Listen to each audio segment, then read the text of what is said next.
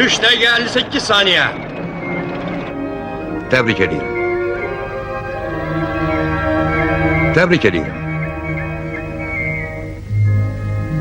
Təbrik edirəm. Təbrik edirəm.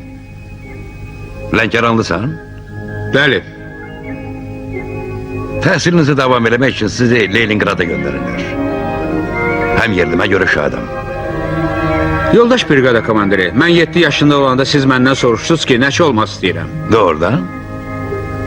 Ola bilər. Bəs siz nə cavab verdiniz? Mən cavab vermədim.